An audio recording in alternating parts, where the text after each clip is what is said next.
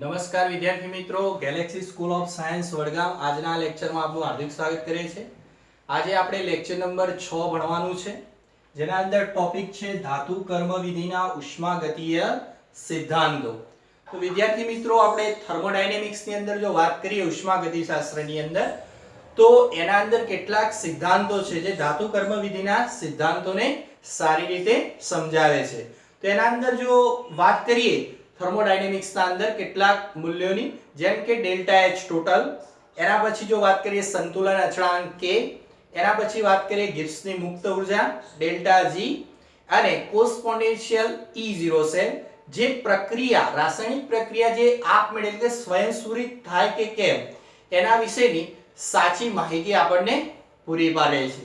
એના ઉપરથી આ ચાર મૂલ્યો ઉપરથી થર્મોડાયનેમિક્સના ગિબ્સની મુક્ત ઉર્જા ખૂબ જ અગત્યની છે કે જેના આધારે કોઈ પણ જ્યારે આપણે ધાતુ હોય છે એ ધાતુનું સૌથી પહેલા ધાતુ ઓક્સાઇડમાં એનું રૂપાંતર કરી દેતા હોઈએ છીએ, અને પછી એના માટે એક શબ્દ અહીંયા આગળ ઉપયોગ કર્યો છે તાપીય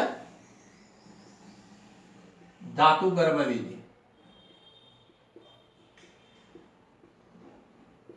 તો તાપીય ધાતુ કર્મવિધિ કોને કહેવાય છે? તો તાપમાન સાથે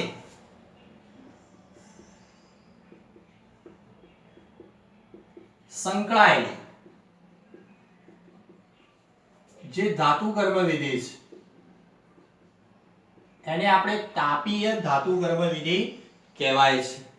તાપમાનના વિચરણ સાથે આપણે તાપમાનમાં જો વધારો કરીએ તો ગિબ્સની મુક્ત ઉર્જાનું મૂલ્ય આપણને ઋણ મળે છે, અને જો ગિબ્સની મુક્ત ઉર્જાનું મૂલ્ય જો ડેલ્ટા જી આપણને ઋણ મળે તો જ પ્રક્રિયા જે છે એ સ્વયંસ્ફુરિત એટલે કે આપમેળે થઈ શકતી હોય છે।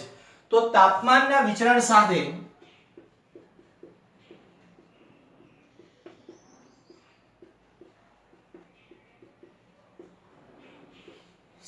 ઉષ્મીય રિડક્શન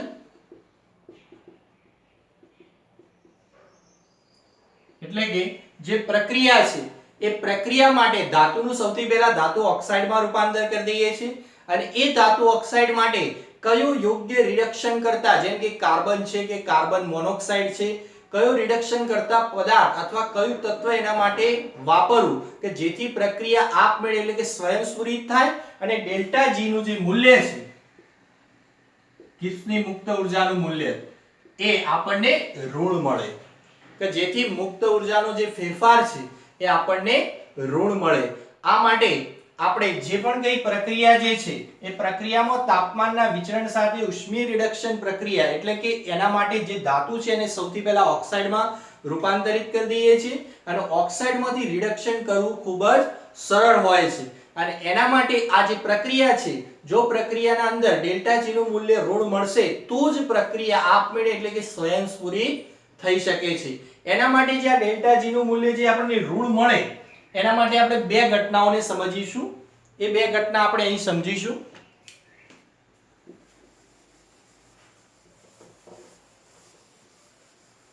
સૌથી પહેલી ઘટના લઈએ, તમે થર્મોડાયનેમિક્સમાં આ સમીકરણ ભણ્યા છો, ડેલ્ટા જી બરાબર delta H minus T delta S. સૌથી પહેલા શબ્દોથી સમીકરણમાં પરિચિત થઈ જઈએ। ડેલ્ટા એચ એ એન્થાલ્પીનો ફેરફાર છે, ડેલ્ટા એસ એ એન્ટ્રોપીનો ફેરફાર છે, જ્યારે ડેલ્ટા જી એ ગિબ્સની મુક્ત ઉર્જાનો ફેરફાર છે।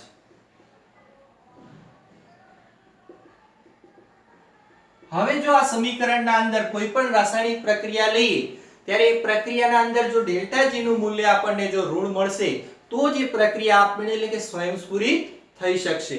તો અહીંયા આગળ આ સમીકરણના અંદર આ ડેલ્ટા એસ એન્ટ્રોપીના ફેરફારનું મૂલ્ય જો ધન હોય, જો ડેલ્ટા એસ ધન હોય તો અહીંયા આગળ વાત કરીએ, અહીં તાપમાન છે તો તાપમાન તો આપણે કેલ્વિનમાં લીધું છે, ને કેલ્વિનમાં લીધું છે એટલે તાપમાનનું મૂલ્ય તો ઋણ હોઈ શકે નહીં, એટલે તાપમાનનું મૂલ્ય પણ શું મળે છે આપણને? ધન જ મળે છે। તો જો આખું જે આ સ્ટેપ છે, આખું જે મૂલ્ય છે એ ધન થાય છે, બરાબર। તો T ડેલ્ટા S આખું ધન થાય છે કારણ કે ડેલ્ટા S આપણે ધન લીધો, તાપમાન ઋણ હોઈ શકે નહીં કારણ કે કેલ્વિન માં લીધું છે એટલે આપણે T પણ તાપમાન પણ ધન મળે છે.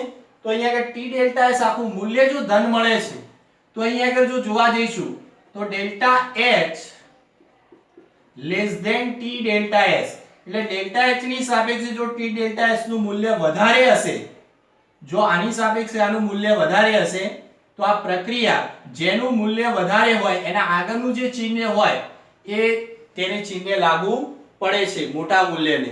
એટલે અહીંયા આગળ આપણને જે ડેલ્ટા G છે મુક્ત ઊર્જાનો ફેરફાર છે એ કેવો મળે છે? માઈનસ મળે છે. એટલે કે આપણને આ જે પ્રક્રિયા જે પણ કઈ થશે રાસાયણિક પ્રક્રિયા એકદમ સ્વયંસ્ફુરિત અને એકદમ સ્વયંભૂ થતી હોય છે એવું કહી શકીએ. હવે આ પહેલી ઘટનાની વાત કરીએ. હવે આપણે બીજી ઘટનાની વાત કરીશું.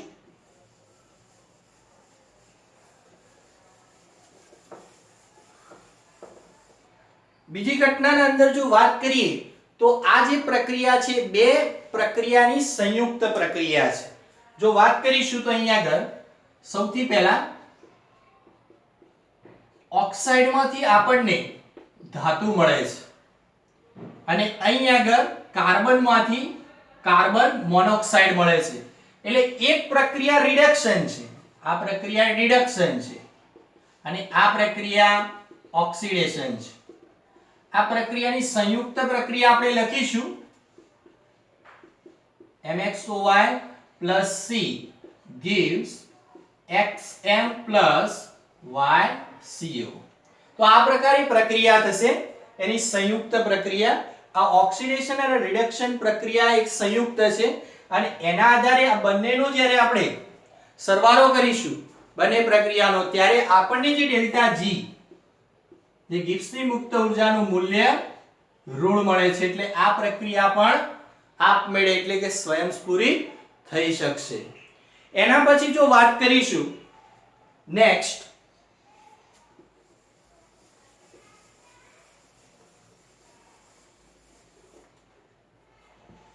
કે કોઈ પણ ધાતુ છે એની ઓક્સિજન સાથે આપણે પ્રક્રિયા કરીએ છીએ એટલે આપણને આ પ્રકારે ધાતુનો ઓક્સાઇડ મળે છે. તો આ જે ધાતુમાંથી ઓક્સિજન સાથે પ્રક્રિયા કરીને જે ધાતુ ઓક્સાઇડ જે આપણને મળે છે એ આપણે આલેખથી પણ સમજી શકીએ છીએ આ પદ્ધતિ. જેમ કે ડેલ્ટા G0 વર્સિસ T નો જે આલેખ છે જેને આપણે એલિગ્રામ આલેખ કહીએ છીએ.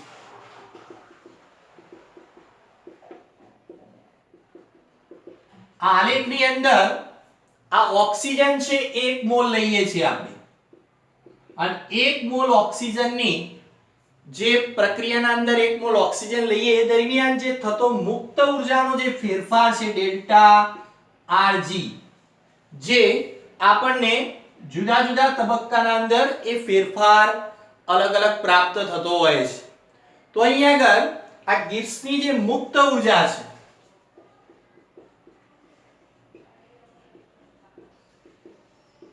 એની આલેખીય જે સમજૂતી જે છે એ HJT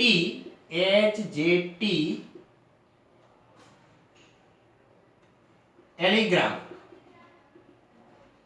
નામના વૈજ્ઞાનિકે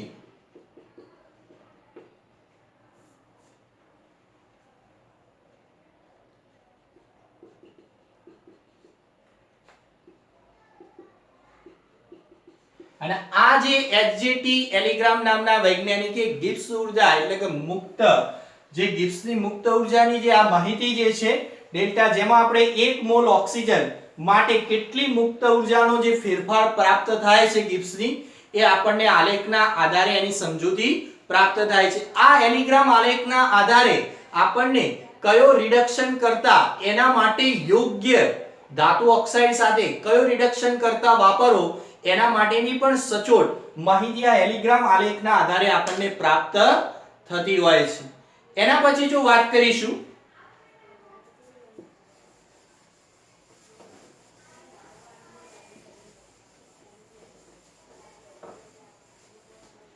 નેક્સ્ટ અહીં આગળ આપણને તાપીય રિડક્શન જે આપણે પ્રક્રિયા જોઈ હતી આગળ, એ તાપીય રિડક્શન પ્રક્રિયા માટે જે યોગ્ય જે રિડક્શન કરતા પદાર્થ છે ધાતુ ઓક્સાઇડ માટે, એ યોગ્ય અને સુગમ પ્રક્રિયા સરળતાથી થઈ શકે એના માટેની આ સચોટ જે માહિતી છે એ આ એલિગ્રામ આલેખ આપણને પ્રાપ્ત કરે છે.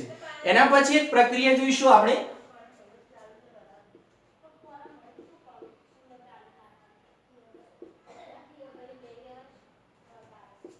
MXOY ધાતુનો ઓક્સાઇડ લીધો, એની રિડક્શન કરતા પદાર્થ લીધો છે આપણે કાર્બન, એના સાથે પ્રક્રિયા કરીએ છીએ, એમાંથી આપણને ધાતુ પ્રાપ્ત થાય છે અને આમાંથી રિડક્શન કરતા પદાર્થમાંથી આપણને કાર્બન મોનોક્સાઇડ પ્રાપ્ત થાય છે. અહીં આગળ તમને આગળ પણ મેં વાત કરેલી છે કે આ જે ઓક્સાઇડ જે છે એ ઓક્સાઇડમાંથી આપણને શું પ્રાપ્ત થાય છે? ધાતુ પ્રાપ્ત થાય છે. જ્યારે અહીં આગળ કાર્બન જે છે એ કાર્બન રિડક્શન કરતા પદાર્થ છે, જે આ ઓક્સાઇડમાંના ઓક્સિજન સાથે પ્રક્રિયા કરે છે અને એમાંથી આપણને કાર્બન મોનોક્સાઇડ બનાવે છે.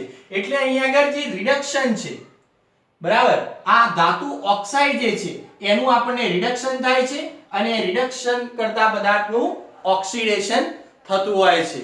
તો આ પ્રક્રિયાની અંદર જો વાત કરીશું તો આ પ્રક્રિયાના અંદર જે ડેલ્ટા G જે છે, જ્યારે રાસાયણિક પ્રક્રિયા કરીશું ત્યારે જો ડેલ્ટા G નું મૂલ્ય આપણને ઋણ મળશે તો જ પ્રક્રિયા સ્વયંસ્ફુરિત એટલે કે આપમેળે થઈ શકે છે. હવે જો આપણે બીજી પ્રક્રિયાના ઉદાહરણથી પણ સમજીશું,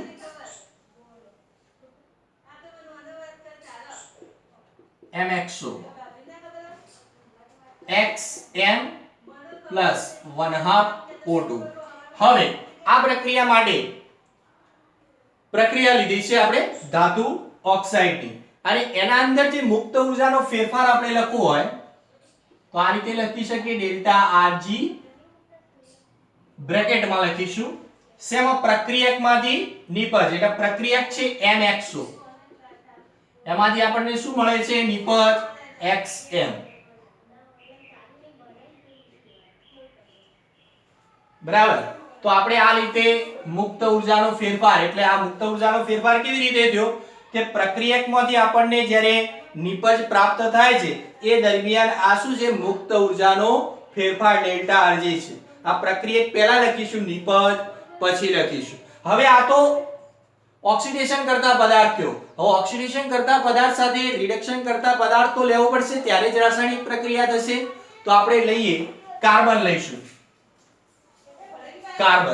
કાર્બનની પ્રક્રિયા ઓક્સિજન સાથે કરીએ છીએ તો સૌથી પહેલા આપણે કાર્બન મોનોક્સાઇડ બનાવીશું. C+1/2 O2 gives CO. હવે એના અંદર પણ આપણે જો મુક્ત ઉર્જાનો ફેરફાર લખીશું, ડેલ્ટા RG, સેમ આના જેવું જ છે. પહેલા પ્રક્રિયક લખીશું પછી નિપજ લખીશું, કાર્બન અને કાર્બન મોનોક્સાઇડ. બરાબર. હવે આ તો કાર્બનનું કાર્બન મોનોક્સાઇડમાં રૂપાંતર થયું. હવે આપણે કાર્બનનું કાર્બન ડાયોક્સાઇડમાં રૂપાંતર કરીશું. તો 1/2 C plus 1/2 O2 gives 1/2 CO2. તો અહીં આગળ આપણે મુક્ત ઉર્જાનો ફેરફાર આ રીતે થશે, 1/2 આગળ લખીશું, ડેલ્ટા RG બ્રેકેટના અંદર કાર્બનમાંથી શું બને છે? CO2. અને છેલ્લી પ્રક્રિયા કાર્બન ડાયોક્સાઇડ મોનોક્સાઇડનું આપણે કાર્બન ડાયોક્સાઇડમાં રૂપાંતર કરીશું. CO plus 1/2 O2 gives CO2. તો આપણને અહીંયા આગળ પ્રક્રિયાના અંદર શું મળશે? ડેલ્ટા RG બ્રેકેટના અંદર CO માંથી શું મળશે? CO2 પ્રાપ્ત થાય છે. તો અહીંયા આગળ ઓક્સિડેશન કરતા પદાર્થ છે. આ ત્રણ રિડક્શન કરતા આપણે પદાર્થ લીધા. આ ત્રણેય રિડક્શન કરતા જે પદાર્થોની જે પ્રક્રિયાઓ છે એ આ પ્રક્રિયા ઓક્સિડેશન કરતા સાથે પહેલા સાથે આની સાથે વાત કરીશું, બરાબર, સરખામણી કરીશું, પછી પહેલા સાથે આ ત્રીજી પ્રક્રિયાની આપણે સરખામણી કરીને જોઈશું કે મુક્ત ઉર્જાના ફેરફારનું મૂલ્ય આપણને કેવું પ્રાપ્ત થાય છે.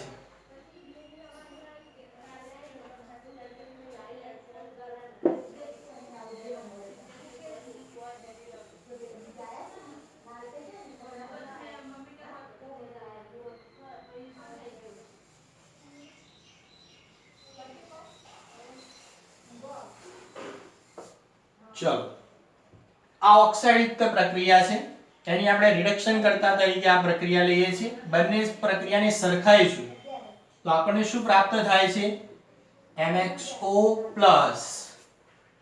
કાર્બન gives આ 1/2 નીકળી જશે એટલે વધશે શું? XM + CO. તો આ પ્રક્રિયાના અંદર જો આ બંનેનો સમન્વય કરીશું, બંનેનો સરવાળો કરીશું તો ડેલ્ટા Rg નું જે મૂલ્ય છે એ કેવું મળે છે? ઋણ મળે છે. એટલે આ પ્રક્રિયા આપણે સ્વયંસ્ફુરિત માટે યોગ્ય રીતે વાપરી શકીશું. હવે બીજી પ્રક્રિયા, બીજા રિડક્શન કરતા પ્રક્રિયા સાથે આ પ્રક્રિયાને સરખાઈએ.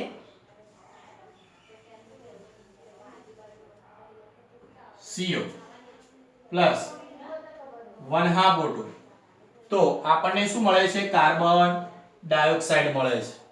તો અહીંયા આગળ આ પ્રકારે પ્રક્રિયા છે. તો આના અંદર જો વાત કરીશું MXO પ્લસ CO 1/2 જતા રહેશે, XM પ્લસ CO2. તો આ પ્રક્રિયાના અંદર જો વાત કરીશું આપણે તો અહીંયા આગળ આ પ્રક્રિયાના અંદર પણ આ બંને જે પ્રક્રિયાના જે મૂલ્યો છે એ પ્લસ પ્લસ મળે છે, પણ અહીંયા આગળ પૂરતો જે એનો ગાળો છે પ્રક્રિયાનો એ વધુ ઋણ પ્રાપ્ત થાય છે. માટે આ પ્રક્રિયાના અંદર પણ મુક્ત ઊર્જા જે છે એનું મૂલ્ય આપણને ઋણ પ્રાપ્ત થાય છે અને આ પ્રક્રિયા આપમેળે એટલે કે સ્વયંસ્ફુરિત થઈ શકતી હોય છે. તો વિદ્યાર્થી મિત્રો, આ જે પ્રક્રિયાઓ જે આપણે બે પ્રક્રિયાઓ જોઈ, ત્રણ પ્રક્રિયાઓ રિડક્શન કરતા માટે જોઈ, એક ઓક્સિડેશન કરતા, ત્રણેયમાંથી બે પ્રક્રિયાઓ જ્યારે ઓક્સિડેશન કરતા સાથે આપણે એની સરખામણી કરી ત્યારે બંને પ્રક્રિયાઓ એના માટે યોગ્ય છે ધાતુ ઓક્સાઇડ માટે. અને આપણે આગળ પણ વાત કરી હતી કે જો તાપમાન વધારીએ છીએ ત્યારે તાપમાન વધારતા T નું મૂલ્ય વધારીએ છીએ એની સાથે ડેલ્ટા S નું મૂલ્ય પણ વધે છે અને T ડેલ્ટા S નું મૂલ્ય વધે છે એટલે પ્રક્રિયા આપમેળે એટલે કે સ્વયંસ્ફુરિત થઈ શકે છે. બીજી નેક્સ્ટ જે બધી વાત છે એલિગ્રામ આલેખ દોરી, નેક્સ્ટ લેક્ચરમાં આના પછીનું હું આલેખ દોરી અને વધારે એની જે આકૃતિ પરથી સમજૂતી છે, એલિગ્રામની જે મર્યાદાઓ છે એની આપણે નેક્સ્ટ લેક્ચરના અંદર વાતચીત કરીશું. નમસ્તે.